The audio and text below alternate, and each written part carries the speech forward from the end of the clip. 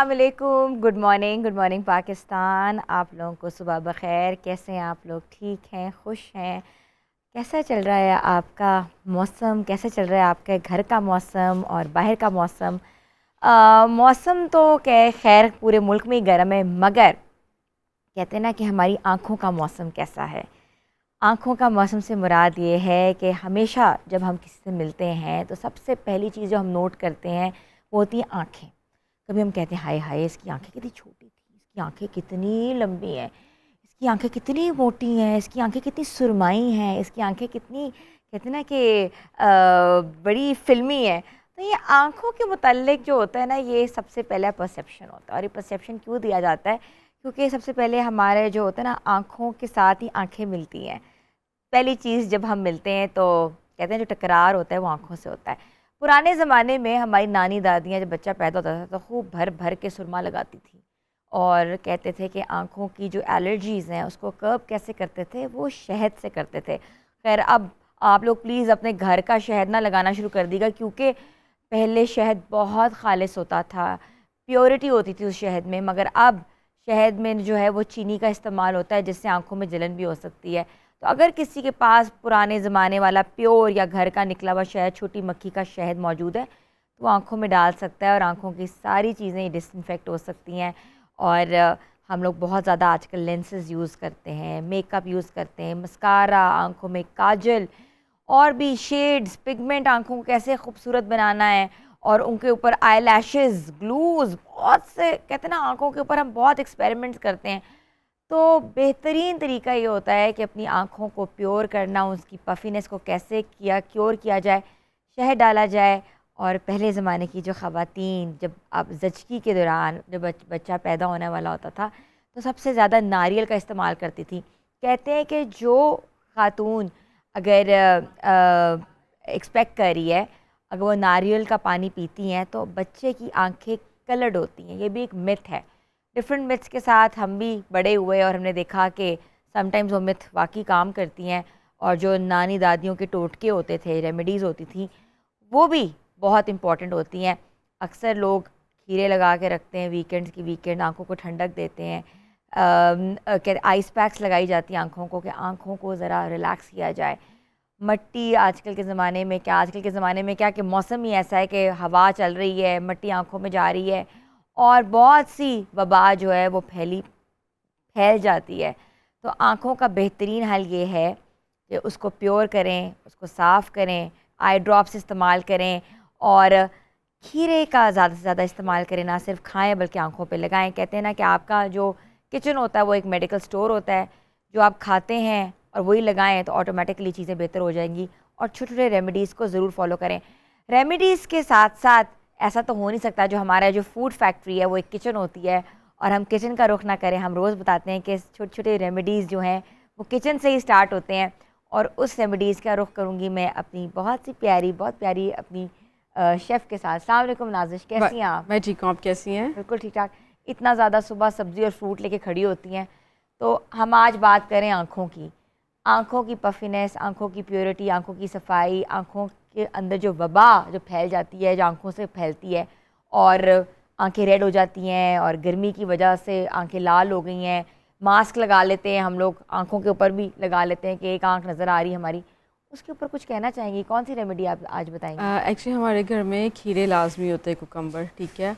और ये हमारे लिए ब्लेसिंग है कि हमें हर मौसम में हर सीजनल हमें वेजिटेबल्स और फ्रूट्स मिलते हैं, जिसमें कुकम्बर सबसे बेस्ट है क्योंकि इसमें वाटर बहुत ज़्यादा होता है। इसको आँखों पे लगाने से, फेस पे लगाने से, इवन कि इसकी ड्रिंक बना के पीने से आपको बहुत ठंडक और बहुत फ्रेशनेस मिलती है, जौन सी आँखों से। और वैसे भी आप ग्रीनरी कोई भी देखें, सैलड लीफ हो गए, कोई भी ग्रीन वेजिटेबल या फ्रूट देखें, उसे देख के ही आपको आंखों में ठंडक महसूस होगी। तो कुकम्बर एक ऐसी चीज़ है जिसका आप ड्रिंक बना के पिएँ, ठीक है। वो आपकी पूरी बॉडी को डिटॉक्स करेगा, ठीक है। उसके अलावा आप उसको काट के आंखों पे लगाएं, उसका सैलड बना के खा लें, जस्ट कुकम्बर का। अब उसका ड्रिंक बनाना बहुत आसान है। अक्सर लोग कैसे बनती है? उसमें मिंट डालें आप, कुकम्बर डालें आप, उसके अंदर थोड़ा सा शुगर और ब्लैक सॉल्ट डालें आप, उसको अच्छे से ब्लेंड करें और आप उसको नाम क्या लेते हैं उसको पी जाएं आप उसको। और सबसे बेस्ट ड्रिंक है ये। Very nice. और कहते हैं ना कि किचन से हमारे दिन का आगाज़ होता है। किचन ना हो तो ऐसा लगता है कि आज सुबह ही नहीं हुई। तो हमने भी आज सोचा कि हम अपने प्रोग्राम का आगाज़ किचन से करें, छोटी छोटी रेमेडीज़ आपको बताएं। और आँखों का जो बेहतरीन हल है वो ये है कि ना सिर्फ आप जो खीरे हैं वो लगाएं, बल्कि एक अच्छी सी आपको ड्रिंक बताई है नाजिश ने, वो आप पिएँ और ऑटोमेटिकली आपको सूदिंग इफेक्ट मिलेगा। और वाकई ग्रीनरी जब हम देखते हैं, हम क्यों कहते हैं कि हम लोग पहाड़ों पे जाएं, पहाड़ी इलाकों का रुख किया करें, नेचर से फ्रेंडली हों, ऑटोमेटिकली कहते हैं ना कि सूद मिलता है, हमें सेटिस्फैक्शन मिलती है, ना सिर्फ आँखों को मिलती है बल्कि ओवरऑल जो है आप कहते हैं ना कि एकदम से रिफ़्रेश हो जाते हैं। और मौसम ऐसा है कि इस मौसम में रिफ़्रेशिंग और सूदिंग इफ़ेक्ट बहुत ज़रूरी है। और आजकल जैसे बच्चों की छुट्टियां हैं तो लोग पहाड़ों का रुख कर रहे हैं, और ना सिर्फ ये एक थेरेपी है बल्कि अपने छोटे छोटे बच्चों को बताएं कि नेचर से करीब रहने से ना सिर्फ आप नरिश होंगे बल्कि आपको एक अफेक्ट मिलेगा, और नेचर से करीब जाके ही आप बहुत सी ऐसी चीज़ें जो हैं, जो हम बायगॉन डेज़ में हमारी होती थी, हमारी नानी दादियाँ बताती थी, वो हम भूल चुके हुए हैं। जिद्दत के साथ साथ केमिकल्स इतने ज़्यादा आ चुके हैं, चीज़ें प्योर नहीं रहीं, तो उस प्योरिटी को आप यूटिलाइज़ करें। तो व्यूअर्स, छोटी सी आज मैसेज के साथ हमने सोचा कि हम आज बात करें आँखों पे, और मगर इसके साथ आज के प्रोग्राम में क्या है, आज के प्रोग्राम में बहुत कुछ है। हमारी मेहमान ख़ास हैं, आज हम वुमेन एंटरप्रेन्योर पे बात करेंगे। आज वुमेन एंटरप्रेन्योर के साथ साथ हम आपको मेन एंटरप्रेन्योर के बारे में बताएंगे कि जो हमारे मर्द हजरात हैं वो कैसे बिज़नेस में आगे हैं, उन्होंने किस तरह का बिज़नेस किया और आज वो कहाँ खड़े हुए हैं, इसके बारे में बात करेंगे। ऐलान यहाँ लेनी है छोटी सी ब्रेक के बाद हाजिर होते हैं। Stay tune with us and good morning. आपको फिर से एक बार खुशामदीद कहते हैं। हमारा जो सेगमेंट है विमेन एंटरप्रेन्योर, जहां हम आपको डिफरेंट ख़वातीन से मिलवाते हैं और रोज़ाना वो अपने आइडियाज़ लेकर आगे आती हैं। उसके साथ साथ ऐसे मर्द हज़रात जिनके पास कोई स्किलफुल नॉलेज नहीं है, मगर वो आज ऑनलाइन बिज़नेस के बेताज बादशाह बन चुके हुए हैं, जहां वो क्लाइंट सर्विसेज दे रहे हैं। वहां उनका सफ़र कैसे शुरू हुआ, उनकी कहानी क्या है, आइए उनकी ज़बानी सुनते हैं। तो हमारे साथ मौजूद है मोहम्मद शाबान। अस्सलाम वालेकुम। वालेकुम सलाम। कैसे हैं आप? अल्हम्दुलिल्लाह। शाबान, आप कहाँ से ताल्लुक़ रखते हैं? मेरा ताल्लुक़ तौसा शरीफ से मैम। तौंसा से आप जी। हैं, और लाहौर कब आए? मैं तकरीबन 1.5-2 साल पहले सितंबर 22 में लाहौर आया था। अच्छा, पहली बार लाहौर आए थे? नहीं, पहले मैं बीकॉम के पेपर देने आया, फिर एक जॉब थी गवर्नमेंट की, उसकी ट्रेनिंग के लिए आया। 2-3 बार पहले विज़िट किया था लाहौर। विज़िट किया था जी। आपने तालीम हासिल की, जी। मगर तालीम के साथ साथ आपने ऑनलाइन बिज़नेस को तरजीह दी। जी मैम। तो वो बिज़नेस क्या है, थोड़ा उसके बारे में बताएंगे? मैम, मेरे पास ना एक गिफ्ट आइटम आया था, साल्ट लैम्प, नमक का बना हुआ बल्ब, और वो यूनिक किस्म का था, क्राफ्टेड था, कस्टमाइज़ था। हमें गिफ्ट मिला, हमने देखा, रख दिया। तब मैं ना प्राइवेट स्कूल में पढ़ा रहा था, और कोरोना के दिनों में ना स्कूल बंद हो गए। तो ये बात कोरोना की है? जी, 2019 की। 2019 की। तो गिफ्ट आइटम वो क्या था? साल्ट लैम्प, नमक का बना हुआ बल्ब, और वो यूनिक किस्म का था, क्राफ्टेड था। तो मैंने देखा, रख दिया। हफ्ते बाद ख्याल आया कि कमरे की लाइट बंद करके इसको दोबारा से देखूं। नई चीज़ थी, पहली दफ़ा देख रहे थे। जैसे ही मैंने उसको ऑन किया तो वो बहुत अट्रैक्टिव था, मल्टी कलर था, उसमें 6 कलर थे, और उसके ऊपर जो कस्टमाइज प्रिंट लगा हुआ था ना, माशाल्लाह वो बहुत अट्रैक्टिव था। मैंने उसकी तस्वीरें बना के फेसबुक पे अपलोड कर दी। जस्ट ऐसे ही, मेरे माइंड में ये नहीं था कि मैं इसको सेल करूँगा। साथ ही मैंने उसकी खसूसियात लिख दी, तो लोगों ने ना मुझसे कांटेक्ट करना स्टार्ट किया, हमें चाहिए, हमें चाहिए, हम देखने आ रहे हैं, मंगवाएं। तब मेरे पास एक ही पीस था। अब मैंने कहा कस्टमर डिमांड कर रहे हैं तो मुझे सेल करना चाहिए। मैंने फेसबुक पे जाके साल्ट लैम्प एक लफ्ज़ लिख के, कीवर्ड लिख के सर्च किया। 15-20 लोग सामने आ गए। मैंने सबसे कांटेक्ट करना स्टार्ट कर दिया। अच्छा, आपने सर्च करके उनसे खुद कांटेक्ट किया मेरे लोगों पास से? तो मेरे कज़न ने गिफ्ट भेजा था। अब मैं उन पे डिपेंड नहीं कर रहा था कि वो मुझे भेजेंगे। मैंने कहा मैं खुद सर्च करूँ, डिफरेंट मार्केट से रेट्स लूँ, कहाँ से मैन्युफैक्चरिंग है, मुझे कहाँ से अच्छा मिलेगा, सूटेबल हो, जहाँ से चार्जेस रीज़नेबल, अच्छा, सारा। मुझे बताएं, जब जी। आपने फेसबुक पे तस्वीर डाली थी जी, तो आपके सारे सारे फैमिली होंगे, फ्रेंड्स होंगे, उनके कमेंट्स आना शुरू हो गए उसके बिल्कुल, ऊपर। बिल्कुल। तो उन्होंने पूछा कि आपने सॉल्ट लैम्प कहाँ से लिया है? वो बहुत लोग पूछ रहे थे कि ये क्या चीज़ है, कहाँ से आई है, हमें कैसे मिलेगी। तो मैंने उस पर वर्क स्टार्ट कर दिया। अब मेरी वर्किंग क्या थी, फेसबुक पे लिखना, देखना, जिनकी पोस्ट सामने आ रही है उनसे कांटेक्ट करना। तो ज़ाहिर सी बात है, 15-20 लोगों में से सब ने रिप्लाई नहीं किया, लेकिन जिन्होंने रिप्लाई किया तो उनमें से एक वो बंदा भी था जिसने कहा कि ये पीस मुझसे किया है, आपके पास कैसे पहुँचा। मैंने कहा आप कैसे कह सकते हैं ये आपका पीस है। कहते हैं कस्टमाइज़ मैं ही करता हूँ, लोग जनरली सेल करते हैं, मैं इसके ऊपर प्रिंटिंग करता हूँ, तो आप तक कैसे पहुँचा। मैंने उसको बताया। कहते हैं हाँ, एक बंदा आया था मुझसे 4 पीस लेने। तो वो वहाँ पीस कितने का था? उस वक्त उन्होंने हमें 2800 रुपये के 4 दिए थे। बाद में मैंने उससे कितनी निगोशिएशन की, कितना ऑर्डर दिया, वो फिर बहुत नीचे चला आया। तो स्टार्ट में मैंने सिर्फ 20 पीस मंगवाए, क्योंकि मुझे ख़ुद को नहीं पता था कि कस्टमर आते भी हैं या सिर्फ देख के चले जाएंगे। मैंने वो 20 पीस मंगवाए, सेल हो गए। फिर मुझे ना कराची से एक बल्क आर्डर आया 200 पीसेस का, फिर कोयटा से एक आर्डर आया 65 पीसेस तो का। ये आपको जितना ऑर्डर आया, ये कितना दौरानिए में आपको ऑर्डर आया, मतलब कि? वो तो तकरीबन शायद 2-4 दिन की बात है। मैंने फेसबुक पे अपलोड की, तो उसके बाद जब मुझे लोकल लोगों ने एक एक पीस के लिए कॉल की, तो मैंने उसको ना डिफरेंट ग्रुप्स में शेयर करना स्टार्ट कर दी। तब मैं फेसबुक यूज़र था रेंडमली, मेरे पास कुछ स्किल एक्सपर्टीज़ नहीं थी। फिर वो स्टार्ट तो मेरा साल्ट लैम्प से था। उसके बाद कोरोना में मास्क की बहुत ज़्यादा डिमांड थी, बुक्स की बहुत ज़्यादा डिमांड थी। उर्दू बाज़ार में ना रश लगा होता है, इनके पास टाइम नहीं होता कि ये एक एक किताब वाले कस्टमर को इंटरटेन करें। तो मैं इनसे 40% डिस्काउंट पे बुक्स परचेज़ करता था, कस्टमर को डिलीवर करता था कास्ट प्लस चार्जेस। तो मुझे ख़ुद को कोई लॉस नहीं होता था, मेरा जो 40% प्रॉफिट होता था नेट मुझे बच जाता था। तो स्टार्ट मेरा साल्ट लैम्प से था, फिर मास्क थे, बुक्स थी, फिर डिफरेंट गिफ्ट आइटम थे। लोग डिमांड करते थे कि शबाना में ये चीज़ चाहिए, आप देंगे? मैं कहता था वेट करें, मुझे सर्च करने दें। मैं फ़ेसबुक पे सर्च करता था, जहाँ से भी चीज़ मिलती थी मंगवा लेता था, रिस्क लेता था अमाउंट एडवांस भेजने की, चीज़ मंगवाने की। फिर कोरोना में इशू था डिलीवरी का, मेन जो वजह थी कि मेरा काम क्यों चल गया। जब लोग मेरी वीडियो सुनते हैं तो वो कहते हैं तस्वीरें तो हमारे पास भी बहुत हैं, हमने भी बहुत काम किया, हमने तो लाखों नहीं कमाए, आपने लाखों कैसे कमा लिए। मैंने वो स्पेशल यूनिक सर्विसेज भी तो दी ना, कि कराची में चीज़ पड़ी है 12 घंटे में तोसा में कैसे पहुँचेगी। मैंने गाड़ी वाले का, बस वाले का नंबर लिया कि आज कौन सी बस कराची से तोसा आ रही है।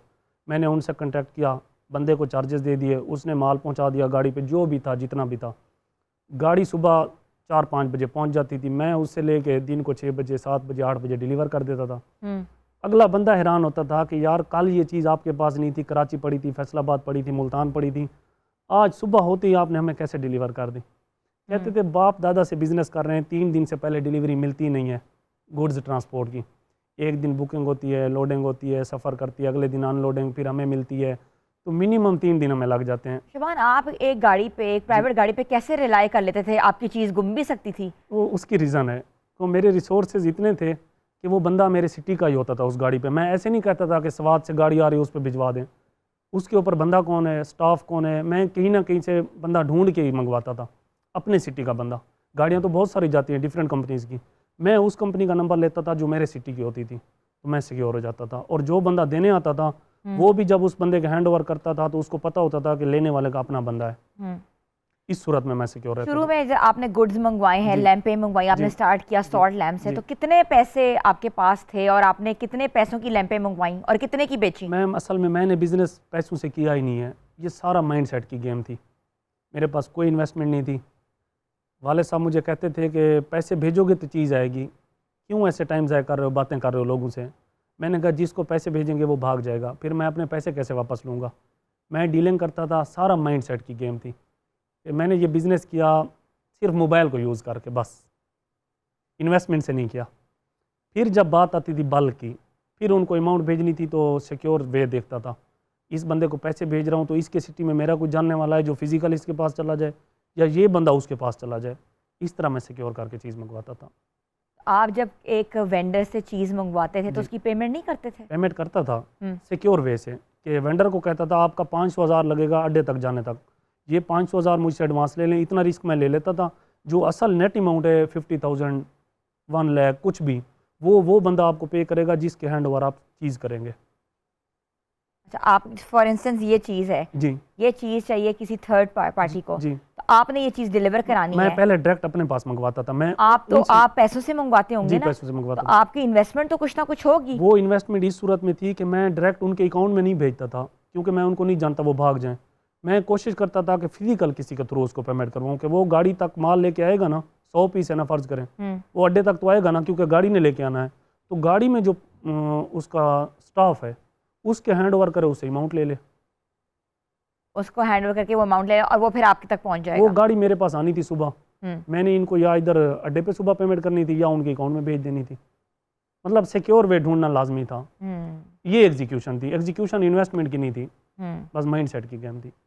आपने इस तरीके से अपना बिजनेस शुरू किया। और फिर जब मेरा उनके साथ एतमाद का बन गया, फिर मुझे इशू नहीं होता था बंदा ढूंढने का। असल देखना पड़ता है कि कारोबारी लोग कौन है, धोखा करने वाले कौन है। फिर एक बंदे ने मेरे साथ ऐसे किया था लाहौर में, खाली बॉक्सेस दिखा के मुझसे 20,000 ले लिया। फिर शाम हो गई, रात हो गई, सुबह हो गई, नहीं भेज रहा था। फिर मैंने किसी वे से उसको उसकी लोकेशन ट्रेस की, उसको बताया कि आपने यहाँ ट्रैवल किया, अभी आप यहाँ पे हो, आपके फैमिली के नंबर ये हैं, अब आपकी मर्ज़ी कि आप मुझे अमाउंट वापस करें या चीज़ भेजें। तो रात के 12 बजे उसने मेरी अमाउंट मुझे वापस की कि मेरे पास सामान नहीं है, पैसे ले लें। उसको पता था मैं यहाँ से बच नहीं सकता। आपके कॉन्टैक्ट से और पीआर भी थी आपकी। बस वो तरीके होते हैं फिर इनको डील करने के। जब कोई चीज़, मैं कहता हूँ, लोग कहते हैं कि हम बिज़नेस में नाकाम हुए या हमारे साथ धोखा हुआ, ये मुश्किलात आती हैं, ये चीज़ें आपको सिखाती हैं कि अगला स्टेप कैसे लेना है। मैं कहता हूँ ये अच्छा होता है। प्रॉब्लम आती है, हम उसका सोल्यूशन ढूंढते हैं।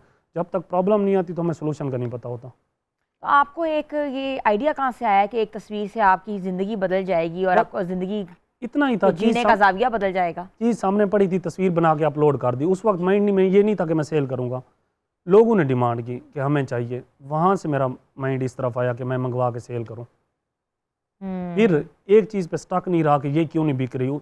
लोग कहते हैं दराज भरा पड़ा है, फेसबुक भरी पड़ी है, हमने तो शॉर्ट लैम्प से इतना नहीं कमाया, आप एक तस्वीर अपलोड करके कैसे इतना कमा गए। भाई मैं एक चीज़ पे स्टक नहीं रहा कि शॉर्ट लैम्प नहीं बिक रहा तो मैं बैठा रहूँ, मैंने उसको रख दिया। मैं आपको एक और बात बताऊँ, 4 साल बाद लास्ट 2 पीसेज मेरे पिछले मंथ किसी को सेल हुए, पड़े रहे, मुझे कोई इशू नहीं था, मुझे पता था कि ये गार्बेज नहीं है, बिक जाएगा। तो जो चीज़ नहीं बिक रही उसको रख दें, अगली चीज़ की तरफ चले जाएं, जहाँ से डेली आपका सर्कुलेशन होती रहे। तो आपने इसके अलावा कौन कौन सी चीज़ें जो हैं वो बेची हैं? फिर दुनिया जहान के आइटम थे, लोग डिमांड करते थे। फ़र्ज़ करें कस्टमाइज़ मग थे, कस्टमाइज़ घड़ियाँ थीं, शर्ट्स थीं, कुछ भी, पेंसिल तक, डायरी तक। किसी ने मुझे कहा ना कि हमें ये चीज़ चाहिए, मैंने उस चीज़ का नाम लिखा फेसबुक पे, सर्च किया मिल कहाँ से रही है, और फिर ये देखना होता था कि रेट कौन अच्छा दे रहा है, रीसेलर कौन है, डायरेक्ट वेंडर कौन है। तो कोशिश होती थी डायरेक्ट एक्सपोर्टर मिल जाए, क्योंकि वो बल्क में रेट अच्छा देते थे। और मैं कितना उनसे तकरीबन 6 पीस 12 पीस स्टार्ट में मंगवा लेता था, बाद में ऑन डिमांड देखता था। मुझे पता होता था कि अगर किसी एक बंदे ने तस्वीर अपलोड करने से सिर्फ क्यूरी पूछ ली ना मुझसे, चीज़ बिकेगी। ये पूछने वाला बंदा नहीं लेगा, कोई और ले जाएगा, डिमांड है, मैं इस सूरत में मंगवा लेता था। अभी आपका कोई वेयर हाउस है जहाँ आप चीज़ें रखते हैं कि डिस्ट्रीब्यूशन कर रहे हैं किसी मैं 3 साल ये चीज़ें करता रहा। 3 साल के बाद कोरोना ख़त्म हो गया, मार्केट्स ओपन हो गई, तो मेरी वो सेल उस तरह नहीं हो रही थी। स्किल तो मेरे पास थी नहीं मार्केटिंग की। मैंने अपने एक दोस्त से कहा था कि यार लोग बातें करते हैं इंटरनेट से, लैपटॉप से लाखों करोड़ों रुपए कमाने की, आप और मैं क्यों नहीं कर सकते? हमारे पास लैपटॉप भी है, इंटरनेट भी, सारा कुछ। तो हाँ, उसने मुझे कहा कि लाहौर में कोई इदारा सर्च करें। मैंने इदारे सर्च किए 2-3, इनसे बात करते करते 8 महीने में इंतज़ार करता रहा कि टीम से मुझे बात करनी नहीं है, मैंने बात करनी है हेड से। उनको बताना है कि मैं कौन हूँ, क्या करता हूँ, कहाँ रहता हूँ, किस तरफ आना चाह रहा हूँ। अगर वो कहते हैं कि हाँ आप आ जाएं, आप स्टार्ट लें, आप करें, तो फिर मैं जाऊँ अपना सारा कुछ छोड़ के, जो मैं वहाँ से जो कुछ भी कर रहा था। अच्छा, कोरोना में जो आपको फ़ायदा हुआ था अब नहीं हो रहा वो फ़ायदा? वो उस वक्त 3 साल बाद नहीं हो रहा था, क्योंकि मार्केट ओपन। सोचा कि आप लोगों को सर्विसेज, मैं कुछ स्किल सीखूँ। मैंने ये सोचा कि अब प्रोडक्ट सेल नहीं हो रही, कैसे इनको सेल करना है वो स्किल सीख लूँ। वो स्किल सीखने में लाहौर आया। ठीक है। फिर तब से मैं इधर ही हूँ। जब से मैं इधर आया फिर मैं वापस नहीं गया कि अब यही करना है। बहुत सारे लोग अब भी आते हैं इस फील्ड में, 1 महीना 2 महीने लगाते हैं, टीचर के पास जाते हैं, टीचर अगर डिलीवर नहीं कर रहा, बच्चे रोना धोना शुरू करके वापस चले जाते हैं। मैंने कहा मैं आ गया। शाबान, हम यहीं से शुरू करेंगे। आप किस तरह स्किल्स दे रहे हैं और आप लाहौर आए, लाहौर आप आके क्या सिखाना चाह रहे हैं, क्या सीखना चाह रहे हैं, इसके बारे में बात करेंगे छोटी सी ब्रेक के बाद। व्यूअर्स, शाबान की कहानी आप सुन रहे हैं, अभी हम मज़ीद इनसे बात करेंगे, ब्रेक के बाद वापस आते हैं। Stay tune with us. Good morning. आपको एक बार फिर से हम खुशामदीद कहते हैं। हम बात कर रहे थे मोहम्मद शाबान से, जिन्होंने छोटे से लैम्प्स के साथ अपना कारोबार शुरू किया, और ना सिर्फ कारोबार शुरू किया, अब डिफरेंट चीज़ों की वो ना सिर्फ मार्केटिंग करें बल्कि अब अकाउंट हैंडल्स भी करें डिफरेंट लोगों का। जी मोहम्मद शाबान साहब, आप मुझे बताएं कि आपने तो एक कॉन्टैक्ट से दूसरे कॉन्टैक्ट तक, एक शहर से दूसरे शहर तक चीज़ें पहुंचाई। क्या कभी डोर टू डोर भी जाके आपने चीज़ें बेची हैं? मैम, डोर टू डोर जब हम एक चीज़ लेके जाते थे ना किसी को डिलीवर करने, तब हम उस जैसे 10 और क्लाइंट से भी बात कर लेते थे कि हमारे पास ये प्रोडक्ट है, आपके साथ या आपके कंपटीटर सेल कर रहे हैं, डिमांड कर रहे हैं, और अगर आपको भी चाहिए तो हमसे कांटेक्ट कर सकते हैं। तो हम जब जाते थे एक बंदे को डिलीवर करने तो 10 और ऑर्डर भी लेके आते थे। आप खुद जाते थे? खुद जाते थे। अच्छा, आपने ये भी मतलब किया कि आप खुद किसी एक बंदे का ऑर्डर है तो उसी, मैं आपको बताता हूँ, मैं आउट ऑफ द बॉक्स सोच रहा था, आउट ऑफ द बॉक्स कर, भले मेरे पास स्किल नहीं थी लेकिन माइंड सेट था कि कुछ करना है। फिर यहाँ एक सवाल होता था कि मास्टर पास पढ़ा लिखा नौजवान, माशाल्लाह मैंने MCS भी किया हुआ, LLB भी, ये मास्क बेच रहा है। मुझे कहते भी थे कुछ लोग कि यार क्या काम कर रहे हो। मैं कहता था देखिए आज दिन तक किसी के साथ धोखा नहीं किया, अपने साथ होने नहीं दिया, तो इसमें क्या गलत है। आउट ऑफ द बॉक्स सोचा कि कुछ करना है। तो मोहम्मद शाबान, अब आप क्या करते हैं? अब आप अकाउंट आपने कहा या मैं डील करता हूँ, लोगों को सिखाता हूँ कि कैसे मार्केटिंग करनी है और फॉलोअर्स लोगों के लेकर आता हूँ, तो वो कौन सी आर्ट है आपके पास? मैम जब से मैं लाहौर आया ना, मैंने स्किल सीखी सोशल मीडिया मार्केटिंग। यहाँ से मैंने क्यों स्टार्ट लिया, हर बिज़नेस को ना इसकी ज़रूरत है। 6 महीने तो मैं सिर्फ चुप करके सीखता रहा कि ये है क्या चीज़, और इसको ज़्यादा सीख लूँ, अच्छे से सीख लूँ, फिर जाके सर्विस डिलीवर करूँ। फिर मैंने अपने लोकल 1-2 क्लाइंट हंट किए फेसबुक पे जाके, वहाँ मैंने कुछ भी बिजनेसेस के नाम लिखे, फ़र्ज़ करें डॉक्टर्स हैं, कॉलेजेस हैं या कोई स्टोर्स हैं, तो मैंने उनसे कांटेक्ट किया उनके व्हाट्सएप पे। मैंने उनको बताया कि मैंने आपका पेज एनालिसिस किया, आप DHA में बैठे हैं सिर्फ 50 या 60 फॉलोअर लेके, और आप डॉक्टर हैं या आपके पास कॉलेज है, एडमिशन होने हैं, तो लोगों को यहाँ मिलियंस लोग रहते हैं, लोगों को कैसे पता चलेगा कि यहाँ पे कोई बंदा बैठा है जिसके पास हमारी किसी भी प्रॉब्लम का कोई सोल्यूशन है। आप अपना मैसेज लोगों तक कैसे डिलीवर करेंगे? आपके जो 50 फॉलोअर हैं ये 500 कैसे होंगे, 5000 कैसे होंगे, 5 लाख कैसे होंगे? मार्केटिंग कैसे करनी है, लोगों के कॉल मैसेजेस क्यूरीज आप तक कैसे होंगे, आप बताएं कैसे होंगे? उसमें पूरी वही जो स्किल मैंने सीखी सोशल मीडिया मार्केटिंग कि यहाँ हम स्टार्ट लेते हैं कि हम स्टार्ट में ना किसी बिजनेस का पहले पेज क्रिएट करते हैं। पेज क्रिएशन के बाद आती है ऑप्टिमाइजेशन, पेज ऑप्टिमाइज़ करते हैं। क्या ऑप्टिमाइज़ करते हैं? उसमें प्रोफाइल कवर, लोगो, उसका एड्रेस, डिस्क्रिप्शन कि ये कौन है, क्या करते हैं, कहाँ बैठते हैं, कोई इनसे क्यों कांटेक्ट करे, इसको कहते हैं मैनेजमेंट, ऑप्टिमाइजेशन प्लस मैनेजमेंट। अब वो अपनी स्किल के तो एक्सपर्ट हैं, लेकिन उनके पास ये स्किल भी नहीं है और इस चीज़ का टाइम भी नहीं है उनके पास कि वो ये चीज़ करें। ये चीज़ उनके लिए हम करते हैं। तो पेज के लिए आप फॉलोअर इंक्रीज़ करने हैं, 50 फॉलोअर को 500 तक कैसे लेके जाना है? आप फॉलोअर्स बाय करते हैं कि ऑर्गेनिक तरीके से लेकर आते हैं? बाय करना मैं तो कहता हूँ वो स्कैम है। क्यों स्कैम है? हम एक ऐड रन करते हैं कि स्किन स्पेशलिस्ट एक डॉक्टर हैं DHA में बैठती हैं, उनका जब हम ऐड रन करेंगे तकरीबन 3 से 4 हज़ार रुपये का एक हफ्ते के लिए मिनिमम पर डे पर डॉलर। और मिनिमम से क्यों स्टार्ट लेते हैं कि अगले बंदे को पता हो कि कुछ हो रहा है, फिर वो खुद कहे अब इसको बढ़ाएं, इसको $1 से $2, $3, $5, $10 पे डेली लेके जाएं, ताकि ज़्यादा लोगों तक, ज़्यादा ऑडियंस तक रीच जाए। 3-4 हज़ार रुपये का ऐड सेट किया, 15,000 से 20,000 लोगों तक पेज की रीच चली गई, हमारी वो पोस्ट चली गई। उनमें से 2-4-600 लोग, मैं किसी को फिक्स नहीं बताता कि 250-300, मैं उन्हें कहता हूँ 200 से लेकर 500 तक फॉलोअर आएंगे अपनी मर्ज़ी से। कौन आएगा? जिसको लगता है कि इन फ्यूचर मैंने इनसे कांटेक्ट करना है, इनसे सर्विसेज लेनी है, इनके पास जाना है, वही लोग अपनी मर्ज़ी से फॉलो करते हैं। तो रियल और ऑर्गेनिक फॉलोअर जो बाय करते हैं वो आपको नहीं पता वो कौन है, कहाँ बैठते हैं, उनका इंटरेस्ट क्या है, कल को इस बिज़नेस के लिए वो कोई फ़ायदा देंगे नहीं देंगे, तो उस तरफ मैं नहीं जाता। तो आपने कोई कंपनी अपनी रजिस्टर कराई है? अभी तक मैं लोकल क्लाइंट के साथ काम कर रहा हूँ, सिर्फ फेसबुक से सर्च करके उनके साथ बात करके, फिर अगर वो कहते हैं तो फिजिकल मीटिंग करके। तो अभी तक मैं LLC या कंपनी रजिस्ट्रेशन उस तरफ नहीं गया, लोकल मार्केट में हूँ इधर। लोकल मार्केट में आपके पास क्लाइंट्स हैं किस किस शोबों से, और सबसे ज़्यादा फ़ायदा आपने किस क्लाइंट के लिए किया या किसका हुआ? इंटरेस्टिंग स्टोरी बताता हूँ। ईद से चंद दिन पहले ना मैं शक्कर लेके आया घर, तो उसकी पैकेजिंग थी, उसके ऊपर किसी का एड्रेस था कि फ़लाँ स्टोर है, फ़लाँ रोड पे बैठते हैं। तो मैंने उनका नाम सर्च किया फेसबुक पे, मुझे मिल गए। 300 समथिंग फॉलोअर थे। मैंने उनको व्हाट्सएप मैसेज किया, मैंने कहा भाई मैं आपकी प्रोडक्ट लेके आया, मैंने देखी इसमें आपके पास और भी चीज़ें होंगी आप सेल कर रहे हैं, ये वो चीज़ है जो हर दिन हर घर में ज़रूरत होती है, आप इसकी मार्केटिंग क्यों नहीं कर रहे? उन्होंने कहा शाबान 3 दिन से ना कज़न से डिस्कस कर रहा था कि कोई बंदा मिल जाए जो हमारा सोशल मीडिया हैंडल करे, आप आ जाए मुलाकात करें। मैं उनके पास चला गया, वो क्लाइंट मेरे साथ चल पड़ा। तो इस तरह के क्लाइंट, स्टोर्स जो प्रोडक्ट बेच रहे हैं या डॉक्टर्स जो सर्विसेज दे रहे हैं या इंस्टीट्यूशन, मैं इन पे ज़्यादा काम करता हूँ। इस तरह के लोग हैं मेरे पास क्लाइंट मेरे। जा के लोगों के इनबॉक्स में मैसेज डालते होंगे। मैं उनका पहले पेज एक्सप्लोर करता हूँ, हाँ। देखता हूँ कि इसके ऊपर क्या क्या ये ठीक नहीं कर रहे। लोग जस्ट इमेज लगा देते हैं, उनको नहीं पता कि ये पोस्ट अब सर्च में कैसे आएगी जब इसके साथ कीवर्ड नहीं होंगे, हैशटैग नहीं होगा, उर्दू इंग्लिश में टेक्स्ट नहीं होगा, कोई बंदा बैठ के लिख रहा है स्किन स्पेशलिस्ट, वो नहीं आएगा क्योंकि जस्ट इमेज। अब उनके माइंड में ये है कि हमने अपना काम कर दिया, हमने सोशल मीडिया पर अपलोड कर दिया। फिर मैं उनको जब ये चीज़ें बताता हूँ ना, इस तरह वो फिर मेरे साथ मीटिंग भी रखते हैं और मुझे हायर भी करते हैं। अच्छा, मुझे बताएं कि आप एरिया का तयन कैसे करते हैं? जैसे मैं लाहौर में बैठी हुई और मुझे लाहौर के क्लाइंट्स चाहिए, कोई इस्लामाबाद में बैठा हुआ है, या मुझे कराची से क्लाइंट्स चाहिए क्योंकि मैं समझती हूँ कि मेरी मार्केट ज़्यादा कराची में अच्छी है। तो आपके पास किस तरह मार्केटिंग की टेक्निक क्या होती है कि वहाँ के क्लाइंट्स आप यहाँ खींच के लाएं? मैम यही तो स्किल है कि एक बंदा है वो पोस्ट करता है पेज पे, उसको नीचे ऑप्शन आता है बूस्ट का, वो बूस्ट क्लिक कर देता है, ऐड चली जाती है। अब उसको नहीं पता कि मैंने क्या टारगेट किया है। हम जब प्रॉपर बिजनेस मैनेजर में जाते हैं, ऐड अकाउंट में जाते हैं, वहाँ जाके हमने ये सारी चीज़ें लोकेशन सेट करनी होती है, कितना रेडियस हो, जेंडर क्या हो, मेल फीमेल बोथ, और उनके इंटरेस्ट क्या हो, ये सारी चीज़ें तो फिर उसी स्किल में आती है जो मैंने आपको स्टार्ट में बताया कि 6 माह में सिर्फ सीखता रहा कि मैंने करना क्या है। अच्छा, अक्सर लोगों के पास क्रेडिट कार्ड नहीं होते बूस्ट करने के लिए, पेमेंट मोड उनको नहीं पता होता, वो कैसे आप करते हैं? शॉर्ट टर्म के लिए तो हम खुद कर लेते हैं, उनसे सिर्फ उनकी एक्सेस ले लेते हैं, बाकी सारा कुछ हम खुद मैनेज करते हैं।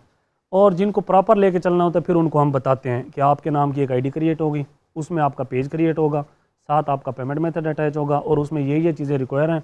उनको फिर एजुकेटेड लोगों को ना इन चीज़ों की समझ आ जाती है, और जो खुद पढ़ा लिखा नहीं है फिर उसका हमने खुद इसलिए हैंडल करना होता है कि ना उसके पास बैंक अकाउंट है, ना उसके पास ATM है, ना उसको पता है कि क्या आ रहा है, कोड क्या आया है, मैंने क्या देख के बताना है, तो लिहाजा उनसे भी हमने काम लेना होता है। मैं आपको एक मज़े की बात बताऊं कि मैं रहता हूं अस्करी 11 में। जुम्मा के बाद मैं गया तकरीबन 2:30 बजे कीमा लेने। अस्करी के अंदर ना कीमा था 1300-1400 रुपये किलो, और कस्टमर खाली जा रहे थे। उसने कहा, शॉपकीपर ने कहा कि ख़त्म हो गया। मैं बाइक पे बाहर चला गया तो बाहर अस्करी के 11 के गेट के सामने ना कीमा मिल रहा था 900 रुपये किलो बीफ का। ये आज से तकरीबन 1 साल पहले की बात है, 1.25 साल। तो मैंने उससे कहा कि यार आपके पास चीज़ है, अंदर क्लाइंट बैठे हैं और आपके सामने है, सिर्फ 2-3 किलोमीटर का फ़र्क है, वहाँ तक कैसे मैसेज जाएगा आपका? वो कहता है यार मैं तो पढ़ा लिखा नहीं हूँ, तो कौन करेगा? मैंने कहा मैं हूँ ना। तो मैंने सिर्फ वहाँ DHA या अस्करी के ग्रुप में ना पोस्ट कर दी, उसको कॉल मैसेज आना स्टार्ट हो गया। अब आ गई कुर्बानी वाली ईद, तो उसने कहा मैं कसाब का काम करता हूँ, साथ ही मैं लोगों को कुर्बानी सेल करता हूँ, मंडी से ले आता हूँ, जिसकी जो डिमांड होती है मैं उसको वो दे देता हूँ। तो उसने कहा यार मेरा इसके लिए कोई ऐड लगाओ, कुछ करो मेरे लिए। मैंने उनका पेज क्रिएट किया, पोस्ट मैं ऑलरेडी उनकी कर रहा था उनके पेज पे, मैंने उनका ऐड रन किया। अब जब 1 साल बाद दोबारा कुर्बानी, मुझे ना वो मैसेज कर रहा है ईद के ऊपर, ईद से हफ्ता 10 दिन पहले या कुछ दिन पहले। मैंने उसको कॉल की कि यार मैं बिज़ी बैठा हूँ, हेलो है कि मैसेज आ रहे हैं, बता दो क्या बात है। कहता है यार आपको पता है ईद आ रही है तो सीज़न है, तो वही पिछले साल वाला काम जो आपने स्टार्ट में मुझे कहा था कि क्लाइंट कहाँ से आएंगे, उस बंदे ने मुझे कहा कि मेरा वही काम कर दो कि 250-300 कॉल मैसेजेस आ जाएँ। मैंने फिर उसका ऐड रन किया, फिर उन्हीं पैसों से 15,000-17,000 उनका तकरीबन ऐड स्पेंड था, 250-300 कॉल मैसेजेस आ गए उसको, 40-50 हज़ार लोगों तक उसकी ऐड की रीच चली गई। अब उसमें से 1-2 क्लाइंट भी उसको मिल गया ना, वो तो कवर करेगा एक्सपेंसेस ऐड के, बाकी जो 250 बंदा है वो तो सरप्लस है। ये सारी मार्केटिंग है। तो thank you so much Mohammad Shaban, आपने आके अपनी स्टोरी नरेट की, और स्टोरी की बड़ी इंटरेस्टिंग है। एक तस्वीर ने इनकी ज़िंदगी का ज़ाविया बदल दिया। जहाँ डिग्रीज़ के पीछे इंसान भागता है, जॉब्स के पीछे इंसान लड़ रहा होता है कि अच्छी से अच्छी कोशिश करता है कि उसको नौकरी मिल जाए, तो वहाँ ये लाखों रुपया कमा रहे हैं इस वक्त। और लाखों रुपया कमाने का गुण जो है वो ये है कि इन्होंने मार्केटिंग की स्ट्रैटेजी अपनाई। इन्होंने देखा कि जिस इलाके में कोई चीज़ नहीं दस्तयाब, इन्होंने अपने कॉन्टैक्ट्स के ज़रिए, अपने थोड़ा सा हिम्मत हौसला इन्होंने किया, वो चीज़ उठा के लेकर आए और उस चीज़ को डायरेक्ट उन्होंने क्लाइंट तक पहुंचाई। और लोगों ने इनसे डिफरेंट तरीक़ों से इनसे रब्ता किया, क्योंकि इन्होंने एड्स चलाए और इन्होंने पूरी फिर ये साइंस सीखी। जो लोग जो ख़वातीन हमें देख रही हैं, या हमारा जो सेगमेंट है एंटरप्रेन्योर्स का, उनके लिए एक बहुत बेहतरीन आइडिया, क्योंकि ये दौर है सोशल मीडिया का, और सोशल मीडिया जो है वो एक बेहतरीन टूल है ना सिर्फ मार्केटिंग का बल्कि अपने बिज़नेस को आगे बढ़ाने का। तो मोहम्मद शाबान उनकी एक बेहतरीन एग्जांपल है। शाबान, आपसे रब्ता करना हो तो किस तरह लोग रब्ता कर सकते हैं? फेसबुक पे सर्च कर सकते हैं, मोहम्मद शाबान के नाम से मेरी आईडी है, मेरा कॉन्टैक्ट नंबर है वहाँ पे, तो मोस्टली लोग मुझे वहीं से ही कॉन्टैक्ट करते हैं। मोहम्मद शाबान, आप इंस्टाग्राम पे भी मोहम्मद शाबान के नाम से? इंस्टाग्राम पे भी मोहम्मद शाबान। ठीक है, अपना आप ईमेल भी लिंक्डइन बता पे भी दें, मोहम्मद शाबान। क्योंकि मोहम्मद शाबान के नाम से बहुत से नाम आ जाएंगे और हम चला देंगे। स्पेलिंग बता दूँ? आप अपना ईमेल एड्रेस बता दें पूरा। SH शाबान मलगानी, लेकिन किसी को नहीं पता कि लिखना क्या है, SHABANMULGHANI शाबान मलगानी @gmail.com।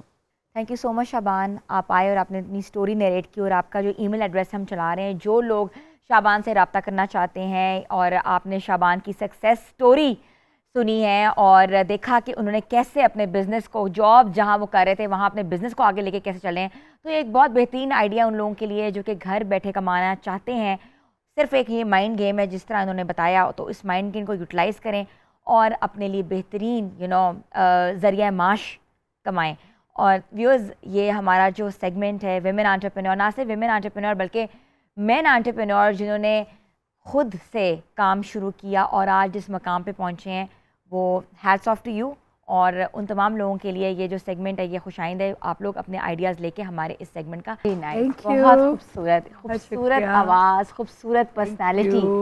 आज हमारी मेहमान ख़ास है राहत बानो मुल्तानकर। कैसी हैं आप? अल्लाह का शुक्र, बिल्कुल ठीक। Thank you so much for inviting me, बहुत अच्छा लगा।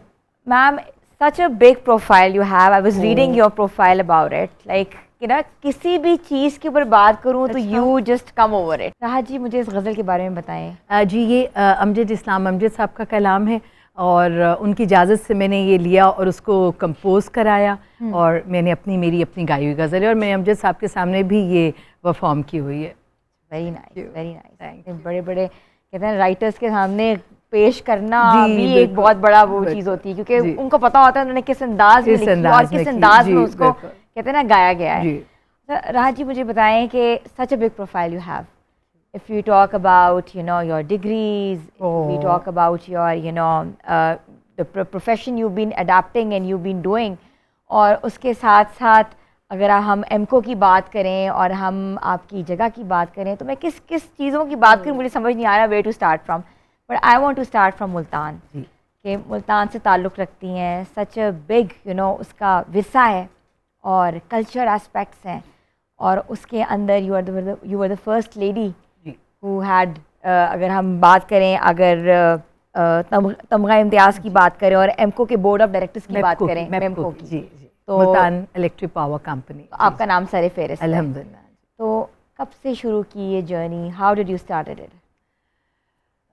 आफ्टर मास्टर्स मैंने म्यूज़िक तो आफ्टर मास्टर्स स्टार्ट किया, जो कि हमारी जीन्स में तो है और घर में भी गाना है। बट ये जो professionally teacher, I am professor basically of English literature and linguistics both, और फिर साथ साथ म्यूज़िक भी चल रहा है।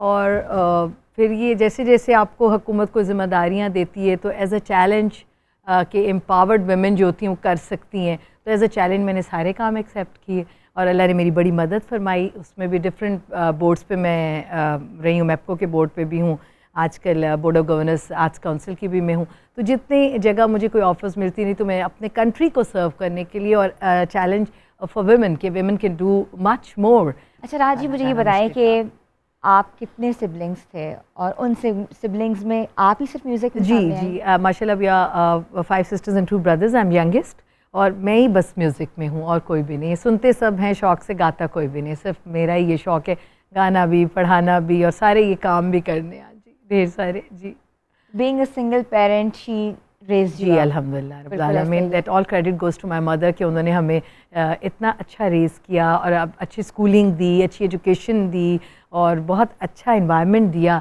अल्हम्दुलिल्लाह। हमेशा से ये होता है ना कि पेरेंट्स ये चाहते हैं कि हमारे प्रोफेशन में हमारे बच्चे आ गए, क्योंकि उनके पास इतना हुनर होता है और इतनी वो कहते हैं अपना मकाम बना गए, she is the pride of performance, there is no doubt about her. माशाल्लाह उनको मिला, बहुत से अवार्ड से उनको नवाजा गया है और बाकी जो कहते हैं ना कि पुख्तगी रखती हैं। तो ये नहीं हुआ कि मेरे सब बच्चे जो हैं वो अपना इसी प्रोफेशन में आगे जाए, नाम कमाएं? वो बिल्कुल होगा किसी को, लेकिन अम्मी को ये था कि बड़ा मुश्किल प्रोफेशन है क्योंकि गाना और ये इधर ये काफ़ी टफ़ है, और उन्होंने टफ़ टाइमिंग्स में ये चीज़ें शुरू की। तो उनका ये था कि बच्चे एजुकेशन ज़रूर लें, उन्हें पढ़ाई का बड़ा शौक़ है, वो ख़ुद भी बहुत रीडिंग करती हैं। उनकी प्रोफेशनल डिग्रीज तो उनके पास एजुकेशन की नहीं है, बट म्यूज़िक की तो उनकी प्रोफेशनल डिग्री है। तो उन्होंने कहा मेरे बच्चे पढ़े लिखें, आगे जाएँ, सोसाइटी को सर्व करें, और अगर पढ़ाई के बाद किसी का दिल करे तो इस मुश्किल फील्ड में आ जाए। क्योंकि आप जैसे हम पहले भी बात कर रहे थे दोनों मेकअप रूम में कि मीडिया एक पैशन मांगता है, टाइम मांगता है और बड़ा मुश्किल काम है। हर प्रोफेशन के अपने हाँ ऐसे ही है। तो आप अपनी मदर के साथ बचपन में जाया करती थी? जी, मैं रेडियो स्कूल बाद में गई हूँ, रेडियो में पहले जाती थी। मेरे ख्याल आई वाज 2.5, 3, तो I used to go to radio. और मैं वाहिद बच्चा थी जो क्लासिकल भी आराम से सुनती थी, रोती भी नहीं थी, सारा सारा दिन अम्मी के साथ रहती थी, और अम्मी हमेशा हम बच्चों को साथ रखती हैं।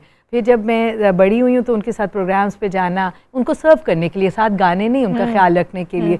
तो हमेशा मुझे गाने से आर्ट से, आर्टिस्ट से बहुत मोहब्बत है, तो मुझे बहुत अच्छा लगता था प्रोग्राम्स में जाना आना, और वही चीज़ें फिर मुझे पे ऑफ सुरैया जी के साथ कोई गाना डुएट किया? जी, अम्मी और मैं स्टेज पे हमेशा जब हुआ, लोगों ने मेरा गाना भी ऐसे ही स्टार्ट हुआ कि लोग कहते थे राहत से भी सुने, राहत को भी कहीं के सुनाए। तो फिर मैंने बाद में मैंने कहा सीख के गाना चाहिए, क्योंकि फिर आप बेसुरे और बेलय तो ना हो जाए ना, अगर आपकी प्रैक्टिस ना हो।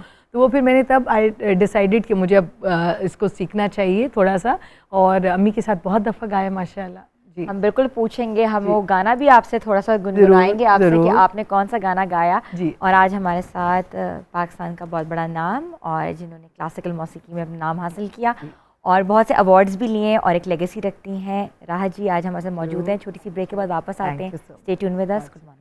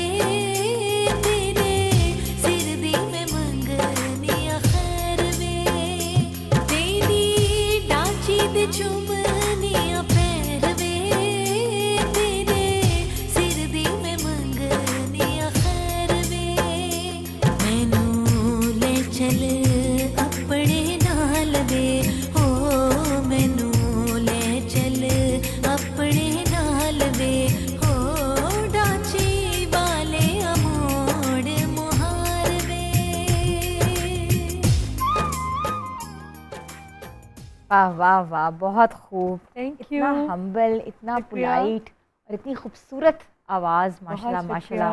राहत जी, राहत जी आप उस तरफ आए, थोड़ी सी हम बातें और करते हैं।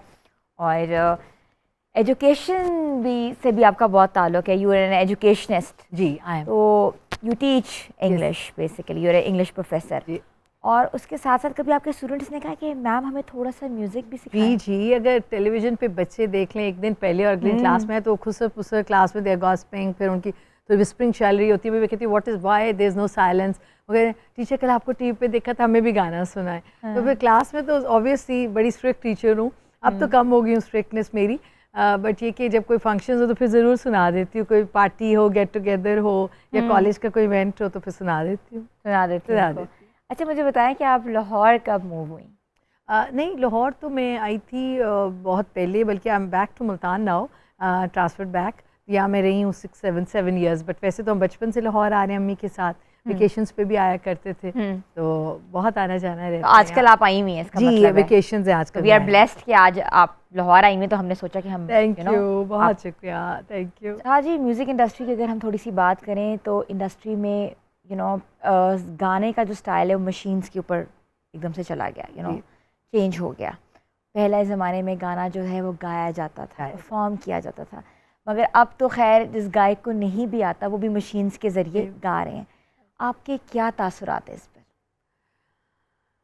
वो ये है कि जो मशीन के ज़रिए गाना गाता है ना, तो वो मशीन्स तक ही महदूद रह जाता है। असल परफॉर्मेंस है कि जो लोग क्लासिकल सीखते हैं, देखें बड़े बड़े उस्ताद, उनके आज तक नाम है, बड़े बड़े लोगों ने, आर्टिस्टों ने गाने गाए, वो आज तक सुने जा रहे हैं। ये जो मशीन वाला गाना है ये बहुत थोड़े दिनों के लिए होता है। एक बात, बेसिक्स तो आने चाहिए ना, जो किसी चीज़ का भी बेस है वो आना चाहिए। मशीनों से या आप कितना भी ऑटो ट्यूनर से आप बड़े आर्टिस्ट बन जाए, वो थोड़ा सा हेल्प आउट करता है, वो ज़्यादा अरसे के लिए नहीं होता। हमें जितने भी हम सब गाने वाले हैं उसके लिए हमें बेसिक्स सीख कर आना चाहिए इंडस्ट्री में, तो उसका टाइम पीरियड भी ज़्यादा होता है और उस आर्टिस्ट की आप देखें व्यूअरशिप, उसकी लाइकिंग, उसके शोज़ भी ज़्यादा होते हैं। तो ये अफसोस है कि आजकल हम आर्टिफिशियलिटी की तरफ जा रहे हैं। जितना हम नेचुरल की तरफ रहेंगे उतनी हमारी लाइफ बढ़ेगी। रैया मुल्तानी कर साहिबा जो थी वो काफ़ी ख्याल, गज़ल बहुत खूबसूरत अंदाज से ऑल जॉनर्स और क्लासिकल ऑल जॉनर्स। तो जब सबसे पहले आपने गाया तो उनकी फ़र्स्ट एडवाइस क्या थी आपको, और क्या उन्होंने सराहा आपकी इस चीज़ को? नहीं, अम्मी को मेरी आवाज़ हमेशा से अच्छी लगती है। अम्मी कहती है तुम्हारे, क्योंकि बचपन में कहती तो आप बोलती नहीं थी, आप गाना गाती थी। तो जैसे बच्चा को वर्ड्स अटक करते, अम्मी कहती तुम सुर में पूछती थी, कहती थी, कुछ बोलती नहीं। तो ऐसे बच्चे को आर्टिस्ट बनना चाहिए, क्योंकि उन्होंने शुरू से हमें क्लासिकल इतना नहीं सिखाया। तो वो फिर ये था कि बाद में मुझे कहती थी कि तुम बस 24 घंटे इसी पे लगा दो, फिर जाके नाम भी होगा और लोग लाइक भी करेंगे। उनका ये एडवाइस होता है कि ज़्यादा टाइम इसको आप दें इस गाने को। आप सब बच्चों ने आगे से इसी नाम नहीं, मेरा नाम तो राहत बानो है। We all sisters are Bano sisters. हम कॉन्वेंट में थे तो हमारी जो प्रिंसिपल थी वो यही कहती थी, last Bano sister in my school. तो वो बानो से ही हम पहचाने जाते हैं। लोग तो आपको मुल्तानी कहते हैं। हाँ जी, अम्मी की वाबस्तगी से मैंने जरूरत नहीं की कि मैं खुद लगाऊं, लोगों ने मेरा फिर ये अम्मी की, जाहिर है एक बड़ा नाम आपके साथ होता है तो वो आपकी पहचान बनता है। तो मैं मशकूर हूँ कि हमारे जो सुनने वाले हैं उन्होंने खुद ही मुझे मुल्तानी का बुलाना शुरू कर दिया। Very nice. मुझे अपने आपकी ट्रैवलिंग के बारे में बताया, कहाँ कहाँ ट्रैवल कर चुकी हैं, कौन कौन सी ट्रैवलिंग आप लोगों की अब होने जा रही है, बिकॉज ऑब्वियसली पूरा साल ही परफॉर्मेंसेस पूरी दुनिया में होती हैं। पाकिस्तान के अंदर बहुत जाती है, क्योंकि मैं जॉब करती हूँ तो मेरे लिए ज़्यादा अब्रॉड के लिए टाइम निकालना मुश्किल होता है। बट वेकेशंस में मैं बाहर मुल्कों में भी जाती हूँ। मुझे सैर का ज़्यादा शौक़ है। मैं इतने शोज़ के लिए कम जाती हूँ, बट मैं अपनी सैर सपाटे के लिए बहुत जाती हूँ। हाँ, अल्लाह का शुक्र, मैं काफ़ी सारे मुल्क देखे हैं और बड़ा एंजॉय करती हूँ, क्योंकि डिफरेंट कल्चर्स आप देखते हैं। सफ़र आपको बहुत कुछ सिखाता है, और जब आप दुनिया में कल्चर्स देखते हैं और देखते हैं कि अल्लाह ताला की मखलूक इतनी खूबसूरत है, उसकी दुनिया इतनी खूबसूरत है, तो आपके अंदर बहुत पॉजिटिव चेंजेस आते हैं। अम्मा साथ होती हैं आपके? अम्मा और मैं बहुत ट्रैवल करते हैं इकट्ठे, इंग्लैंड, दुबई, और जिधर जिधर अम्मी के साथ जाना, हम माशाल्लाह इराक, जॉर्डन, सीरिया में अकेली गई थी, बट अम्मी के साथ जिधर जिधर जाना हो मैं फिर हम इकट्ठे ट्रैवल करते हैं। लोग तो उनको कह रहे होते होंगे कि आप नहीं, माशाल्लाह वो जहाज़ के अंदर भी यही होता है। अच्छा। अगर आप एंटर हुए हैं, अगर कोई पहचानता है तो अगर कि आप वेट भी कर रहे हैं कहीं, ट्रेन, जहाज़, कोई जगह हो, बस हो, किसी के घर जाएं, गाना ज़रूर, आर्टिस्ट को तैयार होता है कि गाना ज़रूर सुना दें। Beyond the borders, beyond anything. हाँ जी, आर्टिस्ट। अच्छा, मुझे बताएं कि एमको की बोर्ड ऑफ डायरेक्टर्स में से आप मुल्तान इलेक्ट्रॉनिक कंपनी, जैसे लेस्को आपका है वो मेप्को की में रही, और फिर तमगा से भी आपको नवाजा गया है। वुमेन के लिए इतनी बड़ी मोटिवेशन, और वो भी सदर्न पंजाब में, तो कभी सोचा कि being you are doing so much, can't you be a motivational speaker for all the women out there? Speaker तो होते ही हैं, क्लासेस में भी बोलते हैं, चैनल्स पे भी आते हैं। अब जो इतना ट्रेंड हो गया है मोटिवेशनल स्पीकर्स का, तो वो मुझे लगता है नहीं कि चैनल पे बैठ के मैं सारों को बातें सुनूं, क्योंकि ऑलरेडी लोग इतना सुन रहे हैं।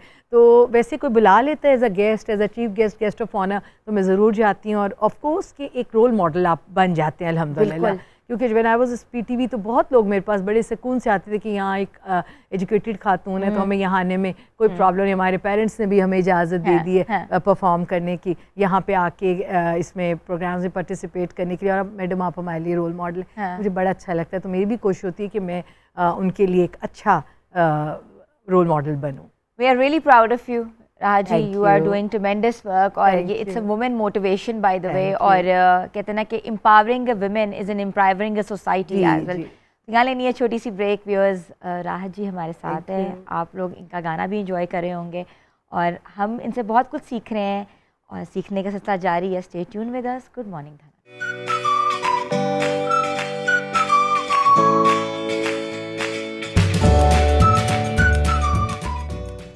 Welcome back viewers. तो हमारे साथ राहत बानो मुल्तानिकर आज मौजूद हैं, उनसे हम बहुत कुछ सुन रहे हैं, मगर सुनने के साथ साथ सोचा कि क्यों ना हम थोड़ी सी बात मुल्तान के ऊपर करें कि मुल्तान की कढ़ाइयाँ, तारकशी, गोटा, मुकेश का काम, खाने, तो औरतें क्रेजी है ना, बिल्कुल, कपड़े तो बड़े मजे के हैं, jewellery, beautiful handicraft, blue pottery, camel skin lamps और चांदी की कुंदन में ज्वेलरी जो पहले नवाब और बादशाह पहनते थे। तो असल कारीगर बहावलपुर और मुल्तान से ही आते हैं जी। बिल्कुल बहुत बड़ा कल्चर है। फिर खाने पीने बड़े मज़े के हैं, सोन हलवा और आम, और वैसे हमारी क्रॉप्स में कॉटन हो गई, और खाने में जो चॉप्स बनती हैं तवे के ऊपर वो बड़ी मज़े की हैं। प्लस कढ़ाई एक बनती है हमारी काली मिर्च और देसी घी वाली, वो बड़ी मज़े की। आजकल जैसे चिकन का फैशन आया तो कढ़ाई, अदरवाइज फिश स्टीम्ड और ग्रिल्ड, एंड वो बड़ी मज़े की है मुल्तान में। थोड़ा सा सूबे के बारे में बताएं, जो वसेब है जिसको कहते हैं, वो कहाँ तक फैला हुआ है? सराइकी सूबा तो नहीं बन सका, लेकिन हम पंजाब में ही हैं, बट मुल्तान का बेल्ट बहुत ज़्यादा फैला हुआ है। बलूचिस्तान तक लोग सराइकी बोलते हैं, इधर से सरहद में बहुत सारे डिया खान वगैरह, ये सारे सराइकी स्पीकिंग बेल्ट है। आधा सिंध सराइकी है। अगर आप यूं जैसे चलते जाएं तो फिर ऊपर ऊपर तो बहुत ज़्यादा एक सराइकी स्पीकिंग लोग हैं। हाँ जी, बहुत बड़ी बेल्ट है, बहुत डिफरेंट। हाँ जी, और मुल्तान किसी ज़माने सिंध का दारो खिलाफा भी था, तो हर फाते इधर आता था इसको कॉन्कर करने के लिए, इसको फतह करने के लिए, क्योंकि दो दरिया लगते थे, रावी और चनाब। तो इस वजह से यहाँ पे लड़ाइयाँ हुई, जंगें बहुत हुई। मोहम्मद बिन कासिम भी यहीं आया और यहीं से वो सिंध की तरफ गया राजा दाहिर के साथ लड़ाई करने के लिए।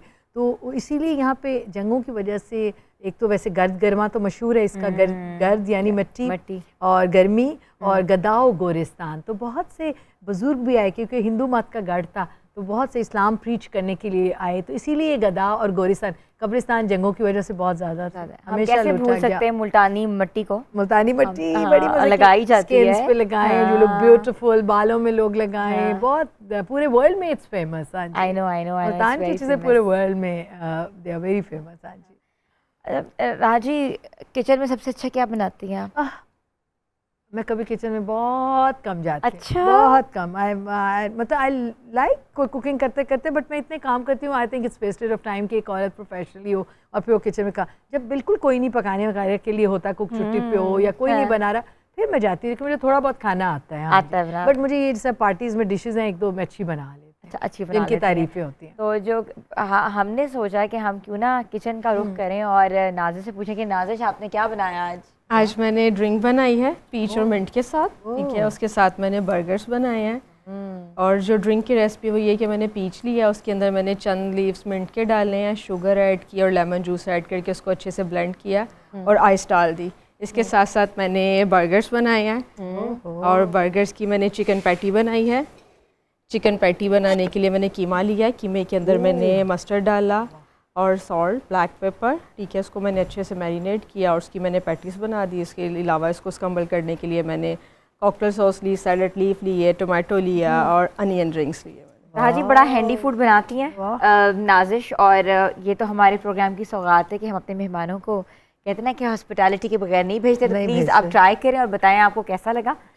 आप नहीं करेंगी ट्राई? मैं ट्राई करूंगी, आराम से खाऊंगी। बाद में मैं भी आराम से खा लूंगी, क्योंकि बर्गर के लिए बहुत बड़ा मुंह खोलना पड़ता है और अभी गाना भी गाना है मैंने। ये भी है। तो दूसरा ये कि मुझे घर के बर्गर्स बहुत पसंद है, कि मैं ये बाहर के बर्गर्स में, I am not a burger lover.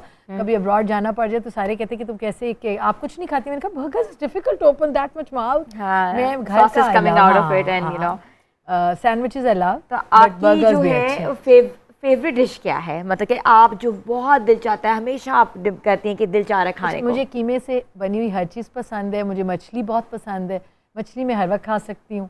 कोफ्ते, कीमा और ये patties, shami kebab is all time my craze.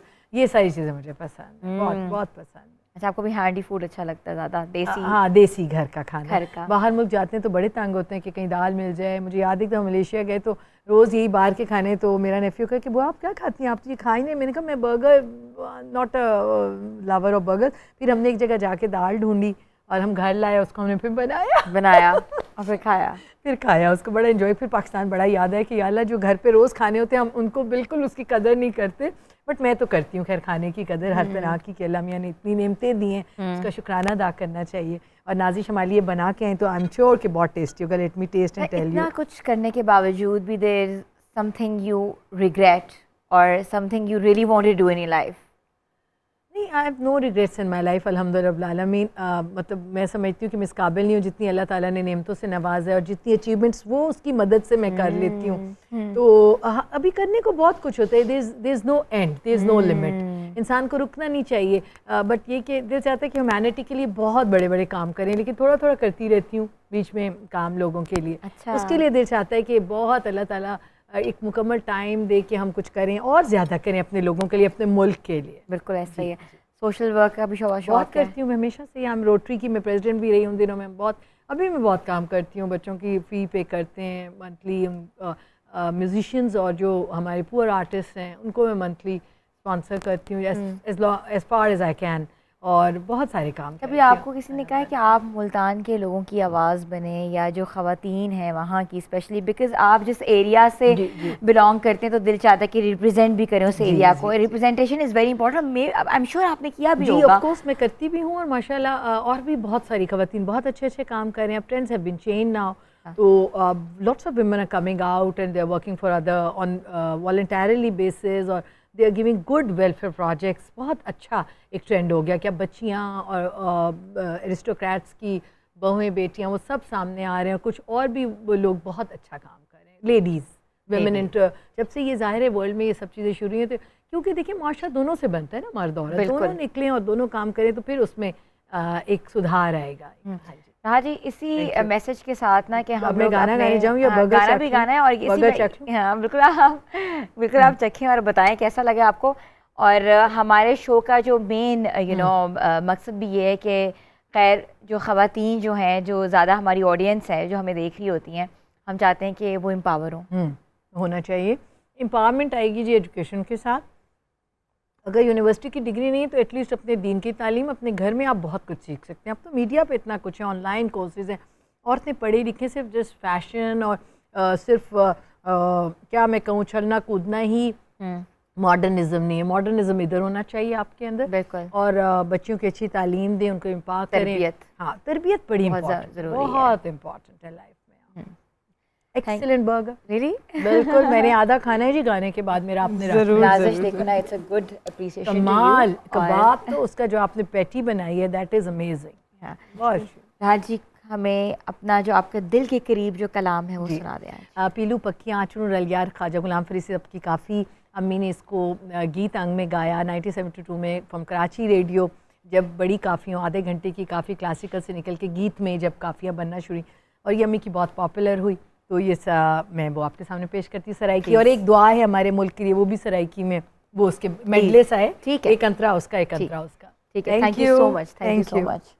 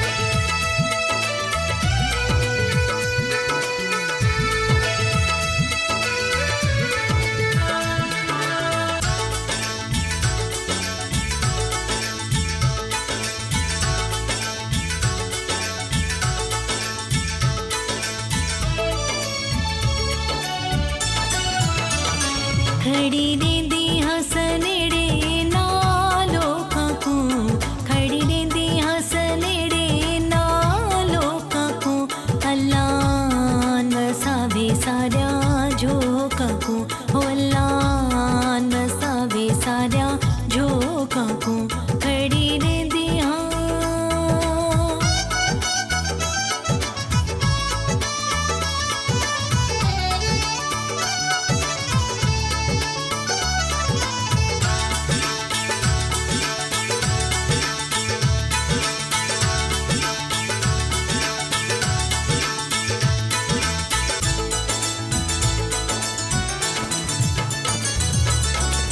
Pir पैगंबरा Sultan Sikandra Pir पैगंबरा